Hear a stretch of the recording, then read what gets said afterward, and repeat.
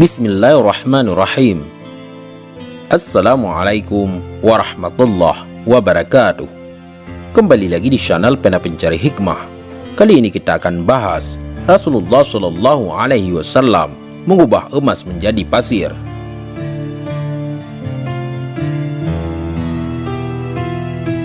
Jangan lupa sukai video ini, komen, dan berlangganan, serta bagikan video ini agar bermanfaat bagi semua.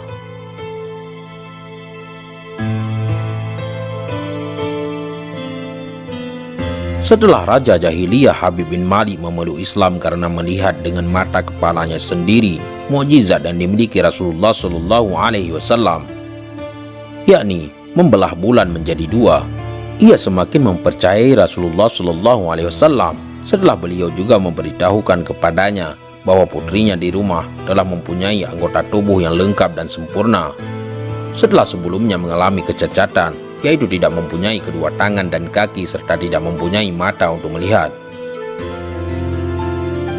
Sebagai tanda rasa syukurnya kepada Allah Subhanahu wa Ta'ala dan tanda terima kasihnya kepada Rasulullah yang dianggap telah menolong dan menyelamatkan kehidupan masa depan putrinya, juga telah menunjukkan dirinya ke arah jalan yang benar, maka ia mengirimkan berbagai macam hadiah kepada Rasulullah melalui beberapa orang utusan. Hadiah-hadiah yang dikirimkan oleh Habib bin Malik pada Rasulullah antara lain berupa emas, perak, unta dan sebagainya, termasuk beberapa orang budak. Abu Jahal si pedengki tersebut telah menyangka bahwa Raja Habib bin Malik sudah pasti akan memberikan hadiah kepada Rasulullah, maka ia segera menghadang perjalanan utusan-utusan yang membawa hadiah tersebut di luar perbatasan kota Mekah. Ketika rombongan utusan Habib bin Malik muncul, Abu Jahal memulai aksinya. Ia berpura-pura tidak tahu siapakah rombongan tersebut. Maka ia bertanya, "Siapakah kalian ini?" Jawab utusan tersebut, "Kami adalah utusan Raja Habib bin Malik untuk menyampaikan hadiah ini kepada Rasulullah Shallallahu Alaihi Wasallam." Abu Jahal sangat tersinggung karena sebagai pemuka Quraisy, bukan dirinya yang diberi hadiah, melainkan Rasulullah Shallallahu Alaihi Wasallam yang telah mempermalukannya. Akhirnya, dengan sembrono ia melakukan tindakan nekat, yakni merampas semua barang bawaan utusan tersebut. Namun, tindakan konyol Abu Jahal dan kawan-kawannya mendapat perlawanan dari rombongan utusan Raja Habib bin Malik, sehingga terjadilah pertempuran kecil antara kubu utusan Raja Habib dan kawanan Abu Jahal. Peristiwa adu kekuatan antara kedua kelompok tersebut mengundang perhatian masyarakat Mekah, maka mereka pun beramai-ramai mendatangi tempat tersebut dan melerai pertikaian itu. Kemudian, salah seorang dari pemuka Quraisy menanyakan maksud dan kedatangan utusan Habib bin Malik ke kota Mekah ini, dan mereka pun menjawab, "Kami datang kemari untuk menyampaikan hadiah ini kepada Rasulullah." Sedangkan Abu Jahal mengatakan bahwa hadiah ini untuknya. Rasulullah yang turut hadir di antara mereka pun mendengar semua penuturan utusan-utusan tadi, sehingga beliau berkata kepada masyarakat Mekah, "Wahai masyarakat Mekah, apakah kalian rela dan mau mendengarkan apa yang hendak kukatakan ini?" Jawab mereka, "Baiklah ya Muhammad, kami akan mendengarkan perkataanmu." Kemudian Rasulullah meneruskan ucapannya, "Aku ingin bertanya kepada unta yang membawa hadiah ini." Alangkah terkejutnya Abu Jahal mendengar perkataan Rasulullah.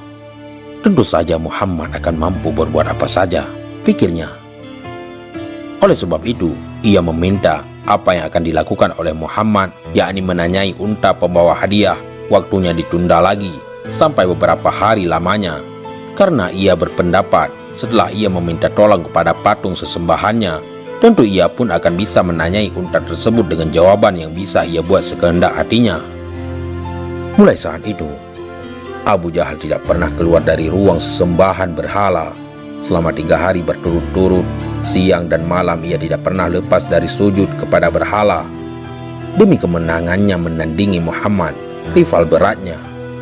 Maka, pada hari yang ketiga di pagi hari yang cerah tersebut, Abu Jahal melangkahkan kakinya menuju tempat orang-orang Mekah berkumpul dengan suatu keyakinan bahwa dirinya akan bisa mengalahkan Muhammad. Sesampainya di tempat tersebut, Abu Jahal langsung menyerang Rasulullah dengan kata-kata bahwa hadiah tersebut oleh Raja Habib bin Malik dihadiahkan kepadanya.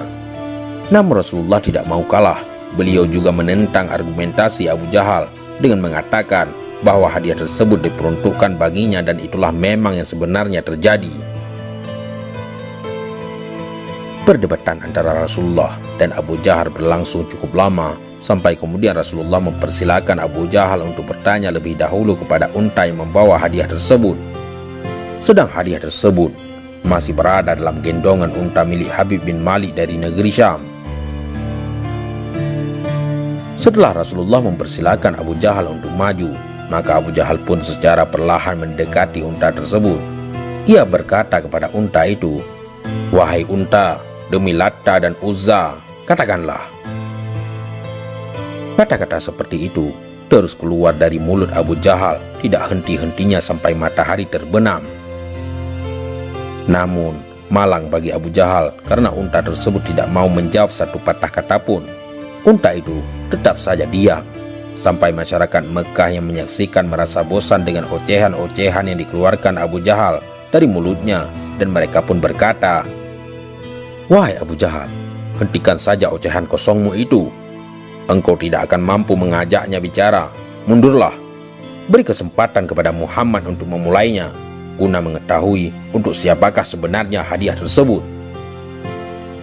Maka sadarlah Abu Jahal bahwa dirinya tidak mungkin dapat mengajak unta tersebut berkomunikasi. Buktinya, dari pagi sampai sore, unta itu belum menjawab pertanyaannya juga. Padahal dirinya telah amat lelah berkata-kata. Kini giliran Rasulullah yang maju untuk bertanya kepada unta. Maka mulailah Rasulullah dengan ucapannya, "Wahai unta, wahai makhluk yang diciptakan Allah, katakan yang sebenarnya di hadapan masyarakat Mekah ini tentang status dirimu." Maka keajaiban pun terjadi. Tiba-tiba unta yang tadinya mendekam kini mendadak bangun setelah mendengar pertanyaan Rasulullah SAW. Masyarakat bertambah tercengang manakala telinga mereka mendengar suara yang amat jelas dari mulut unta yang ada di hadapan mereka. "Wahai masyarakat Mekah, kami ini adalah hadiah dari Habib bin Malik yang akan dipersembahkan kepada Nabi Muhammad SAW."